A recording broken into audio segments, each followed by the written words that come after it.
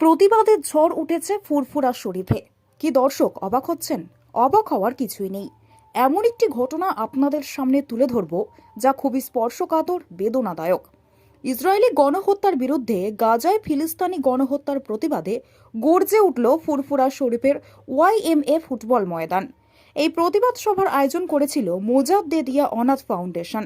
এই ফাউন্ডেশনের উদ্যোগে ফুরফুরা শরীফে ইসরায়েলি বর্বরতা এবং গাজায় ফিলিস্তিনে গণহত্যার প্রতিবাদে হাজির হয়েছিলেন বিভিন্ন সম্প্রদায়ের ধর্মগুরুরাও। এই প্রতিবাদ সভার আহ্বায়ক ছিলেন পীরজাদা তহা সিদ্দিকী। এই প্রতিবাদ সভাতে কি ছিলেন না, ছিলেন বিভিন্ন ধর্মের ধর্মগুরুরা, ছিলেন প্রত্যন্ত বিভিন্ন জেলার অগণিত মানুষজন। হাজার হাজার মানুষের কণ্ঠস্বরে ইসরায়েলি বর্বরতার বিরুদ্ধে ফুরফুরা শরীফে ওয়াইএমএ ফুটবল ময়দান মুখরিত। এই ফুরফুরা শরীফে দেখা গেল নানান ভাষা, নানা মত, নানা পরিধান, বিবিধের মাঝে দেখো মিলন মহান। এই প্রতিবাদ সভাতে ছিলেন আহ্বায়ক তহা সিদ্দিকী থেকে শুরু করে ফুরফুরা শরীফের আরো অন্যান্য পীরজাদারা। কি ছিল সেই প্রতিবাদ সভা, চলুন দেখে নেওয়া যাক টার্গেট বাংলা নিউজের পর্দায়। তারা তাদের মায়ের বাবার ছেলে মেয়েদের মুখে অন্ন দিতে পারবে না। সেই পাঁচাটা গদি মিডিয়া, ইলেকট্রনিক মিডিয়া, তারা সরাসরি প্যালেস্টাইনকে জঙ্গি বলে ঘোষণা করছে, সন্ত্রাসী দেশ বলে ঘোষণা করলো। কিন্তু 52 বছর ধরে আমেরিকা যেভাবে নিরীহ মানুষগুলোকে হত্যা করছে, তার বিরুদ্ধে তারা মুখ খোলে না। কারণ প্যালেস্টাইন দেশটা 99% মুসলমান বাস করে। আমাদের ভারতবর্ষে যেখানে কিছু ঘটনা ঘটে, গদি মিডিয়া, ইলেকট্রনিক মিডিয়া, ওরা ব্যাগে করে ইসলাম নিয়ে ঘুরছে। কারণ মুসলমানরা যদি একটু ভুল করে তাহলে জঙ্গি বলে ইসলাম মারবে, সন্ত্রাস বলে ইসলাম মারবে। আমার ভয় হয়, কেন এই সমাবেশে শুধু মুসলমান আসেনি, হিন্দু, মুসলমান, খ্রিস্টান সবাই মিলে ইসরায়েলের বিরুদ্ধে প্রতিবাদ করছে। আমার ভয় হয় কি জানেন? প্রত্যেকটা ভাইকে বলছি, ওই গদি মিডিয়া, পাঁচাটা মিডিয়া, এরা যখন আপনার এলাকায় ঢুকবে, অন্তত এদের ব্যাগগুলো আপনারা একটু চেক করবেন। কারণ 2024-এ ভোট আছে, এরা ভোটের আগে দুই কাঁধে দুটো ব্যাগ নেবে, এরা আস্তে আস্তে গিয়ে না জানি হয়তো মন্দিরের গরুর মাংস দিয়ে ফেলে দিয়ে আসবে, না জানি ব্যাগে করে লুকিয়ে নিয়ে মুসলমানদের মসজিদে। যত বড় বৃহত্তর গণযুদ্ধই হোক, সবটাই সমাধান করা যায়। কেন আমরা আজকের নয়, আমরা স্বাধীনতার সংগ্রামী লোক। পশ্চিমবাংলায় যখন দেখা গেছে আমার বাবা মা দুজনই চলে গেছে, কিন্তু আমি তো আমার বয়সের মাত্র 3 দিন। এই 3 দিনের বয়সে আমি তারাপীঠ মা মহামায়ার মন্দিরে ছিলাম। আমার এই ইসলাম বোন, যার নাম ছিল আমিনা বিবি, তিনি আমাকে মানুষ করেছে। 5 বছর তার কাছে মানুষ হয়ে আমি বেলুড়মঠে রামকৃষ্ণ মিশনে পরম শ্রেষ্ঠ গুরু ওনার কাছে আমি আশ্রিত হই। সেখানে লেখাপড়া শিখে ডাক্তারি পাস করে পশ্চিমবাংলায় সেবা করার জন্য আমি ওনাকে একটা কথাই বলেছিলাম, ভারতে মানুষ কাঁদছে, তাদের চোখে জল পড়ছে, তাদের চোখের জল মোছানোর জন্য আমি ভারতের প্রতিনিধি হয়ে আসতে চাইছি।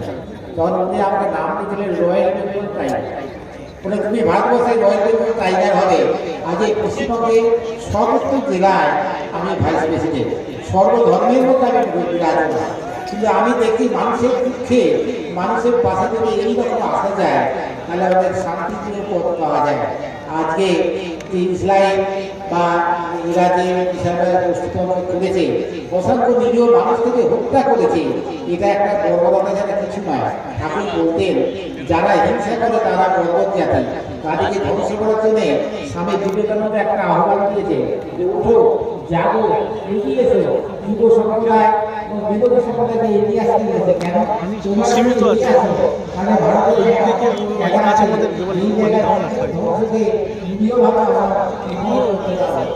এই যে ঠাকুর কথা বলেছেন, তাহলে আপনারা বলতে গেলে বাজারে অনেক জিনিস পাওয়া যায়, ওরা জিনিসটা দিয়ে কিছু অবশ্যই না, ওর মধ্যে রস আছে কিন্তু পেঁয়াজ আছে আড়াইটা। ভারতবর্ষে এমন কিছু মানুষ আছে তারা প্রতিদিন এক কথা বলে ভেতরে আর এক কথা বলে, জিনিসের প্যাটে সবাইকে শেষ করে দেবে। সেই জন্য আমরা সবাইকে বিশেষ করবো আবার জিনিস খেয়েও কিন্তু জিনিসের গায়ের একটা রসটা অনুভব করবো না। এই নরেন্দ্র মোদী আমাদের বিভিন্ন এসেছি, তাকে যখন বলা হয়েছিল যে আপনি জিনিসটি খেয়েছেন, বলে না জিনিসই খাই একটা রস থেকে অনুভব করি, ভারতবর্ষের মানুষকে আমি একে একে সুন্দর করে নিয়ে তাকে শেষ করে ফেলবো।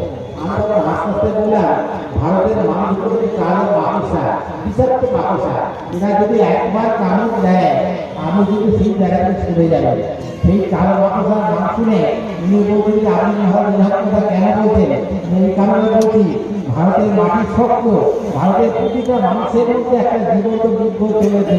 এই জীবন্ত যুদ্ধকে রক্ষা করতে গেলে আমাকে কারো মাকড়সাকে সাবধান হতে হবে।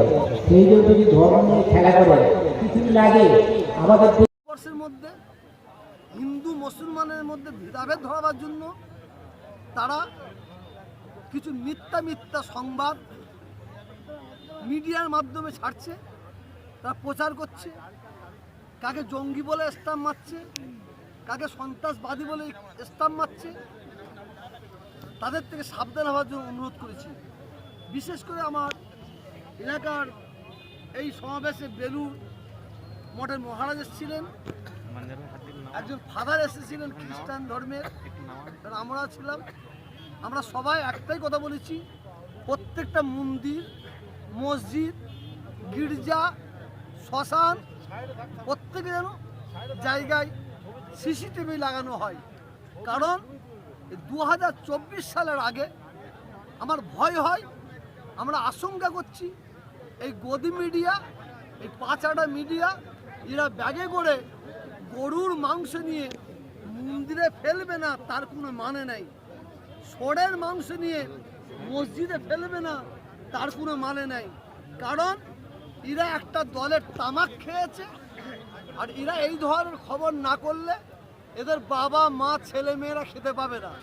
অতএব এরা সাম্প্রদায়িক উস্কানিমূলক খবর দেবে, এদের থেকে সাবধান হওয়ার জন্য অনুরোধ করেছি। এবং ভারতবর্ষে সম্প্রীতির হিন্দু মুসলমান মা বোন ভাইদের সকলের কাছে আবার করজোড়ে অনুরোধ, আমরা যে সম্প্রীতির মুসলমান, আমাদের যে ঐক্য একতা যে ছিল এটা আমাদের ধরে রাখতে হবে। বিশেষ করে সারা ভারতবর্ষের যত রাজ্য আছে, 1 নম্বর সম্প্রীতির রাজ্য, হিন্দু মুসলমানের ঐক্যর রাজ্য, একতা রাজ্য, ভালোবাসা রাজ্য যদি 1 নম্বরে কাউকে দিতে হয় এই পশ্চিম বাংলাকে দিতে হবে। এই পশ্চিম বাংলায় কয়েকটা নামধারী মুসলমান তারা সরকারের, কেন্দ্রীয় সরকারের তামাক খেয়েছে, তাদের ঘুম হারাম হয়ে গেছে। কারণ কোটি কোটি টাকা তারা সরকারের কাছ থেকে নিয়ে তারা প্রত্যেক দিন মুসলমান গ্রামে গ্রামে গিয়ে, মুসলমান এলাকায় গিয়ে মুসলমানদের মধ্যে ডিভাইড করার, দলাদলি করে দেবার একটা চক্রান্ত করছে। যেহেতু ওরা করছে না, ওদের নির্দেশ দেওয়া হয়েছে, তুমি তার মাল খাবে তার কাজ করবে না, তার মাল খাবে তার কাজ করবে না। অতএব এই নামধারী মুসলমান থেকে আমি প্রত্যেককে সাবধান হওয়ার জন্য অনুরোধ করব। কারণ এই বাংলা হচ্ছে শান্তির বাংলা। আমি এখানে মমতা ব্যানার্জির গুণগান করব না, আমি তৃণমূল, সিপিএম, কংগ্রেসের গুণগান করব না। আমি একটাই গুণগান করতে চাই, এই বাংলা হচ্ছে হিন্দু মুসলমান আমাদের ঐক্যর বাংলা, একতার বাংলা। কারণ বাংলায় কোনো হিন্দু মা বোন ভাই চাইনে যে কোনো মুসলমানদের মায়ের কোল খালি হোক, কোনো মুসলমান বোন বিধবা হোক, কোনো মুসলমানের বাচ্চা অনাথ হোক, কোনো হিন্দু মা বোন ভাইয়েরা চাইনে। ঠিক তেমন